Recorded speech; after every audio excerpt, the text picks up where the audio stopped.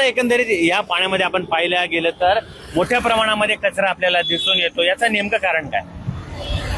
महत्त्वाची गोष्ट म्हणजे पुणे महानगरपालिकेची स्वच्छ संस्था आहे, त्यामार्फत नागरिकांना घरटी 100 रुपये आणि बिल्डिंगला 7-8 हजार रुपये घेतले जातात. तर ज्या पैशामुळे 100 रुपये द्यायला लागेल म्हणून नागरिक कचरा रस्त्याला व कॅनलमध्ये टाकतात आणि तो कॅनलमध्ये टाकलेला कचरा, त्या कचरा साचल्यामुळे पाण्याचा दाब वाढला. कारण हा कचरा 2-3 वर्षाचा आहे. आता हे पर्यावरण विभाग झालं, ड्रेनेज देखभाल दुरुस्ती विभाग झालं, त्यांचं काम आहे पावसाळ्याच्या पूर्वी करोडो रुपयाचं टेंडर काढतात, नाले नदी ओढे नाले सगळे साफ करायला काढतात करोड रुपये टेंडर. पण इथं 2-3 वर्ष कचराच काढला नव्हता. म्हणजे करोडो रुपयाचा घोटाळा झाला ना 100%. तुम्ही का वेळेत ते घाण काढली नाही? आणि जी स्वच्छ संस्था आहे पहिली ती बंद केली पाहिजे महानगरपालिकेने. कारण हडपसरला 4 कचरा डेपो दिलेत आणि ते 4 कचरा डेपो दिल्यामुळे नागरिक आम्हाला प्रश्न विचारतात लोकप्रतिनिधी म्हणून की बाबा आम्ही सर्व प्रकारचे टॅक्स भरतो, हे टॅक्स भरत असताना आम्ही एक्स्ट्रा पैसे 100 रुपये आणि सोसायट्यांना 7-8 हजार रुपये द्यायचे कसले? त्याच्यामुळे पुणे शहर अस्वच्छ झाले. नागरिक 100 रुपयासाठी कॅनलमध्ये कचरा, रोडला कचरा, तो रोडला टाकलेला कचरा पुणे महानगरपालिका फुकटमध्ये उचलते.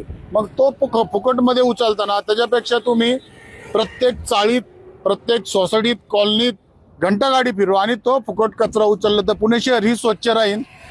आणि फुरसुंगी ग्रामपंचायत, उरुळी देवाची ग्रामपंचायत पुणे महानगरपालिकेमध्ये 2017 साली समाविष्ट झाला. तिथं कुठल्याही प्रकारचे 100 रुपये सोसायट्यांना 7 हजार रुपये घेतले जात नाही. तिकडे न्याय वेगळा आणि इथं न्याय वेगळा कशासाठी? बरं, एकंदरीत आता या पुलाच्या इथे महापालिकेने बॅनर देखील सुद्धा लावलेले आहेत की धोकादायक पूल म्हणून, पण तरी सुद्धा या पुलावरून वाहतूक होते. बरं, यासाठी महापालिकेचे कोणी अधिकारी इन्स्पेक्शनसाठी आलेले आहेत का? आता एक मेन बिल्डिंगचे इंजिनियर नारद साहेब म्हणून आलते, रोडचे इंजिनियर. पण त्यांनी काय नाही आलं, फक्त ते कचऱ्याच्या बाजूला पाणी गेली, इथं पाणी केले. आता इथं प्रॉब्लेम काय आहे? हे अधिकारी माजलेले आहेत आणि ह्यांना नागरिकांचं काही घेण नाही. त्यांना जिथं आर्थिक देवाण आहे तिथं लगेच काम केलं जाईल. पण इथं सामान्य नागरिकांचा जीव जाऊ शकतो. शाळेच्या स्कूल बस असतात, मोठ्या प्रमाणावरती इथं विद्यार्थी जा-ये करत असतात.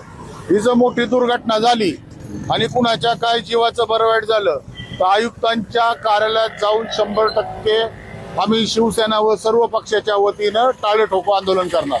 बरं, एकंदरीत आता तुम्ही म्हणताय की अधिकारी सुद्धा येऊन गेले, मात्र त्यांनी अजून सुद्धा याच्यावरती कोणतंही पाऊल उचललेलं नाही. येणाऱ्या काही काळात जर अजून त्यांनी जर त्यांच्या वतीने कोणतं पाऊल नाही उचललं तर तुमच्याकडून काय भूमिका असेल? आता आम्ही अजून 2-3 दिवस वाट पाहणार. 2-3 दिवसात जर काही कारवाई केली नाही तर जो कोण ह्या संदर्भात अधिकारी आहे त्याच्या तोंडाला त्याच्या ऑफिसमध्ये जाऊन काळं फासणार. नक्कीच जसं आपल्याला इथल्या नागरिकांनी सांगितलेलं आहे की हा जो पूल आहे हा वर्षानुवर्ष 1962 पासूनचा हा पूल आहे. मात्र अजून देखील आता त्याची परिस्थिती आपण पाहिली तर हा पूल कधीही ढासळू शकतो.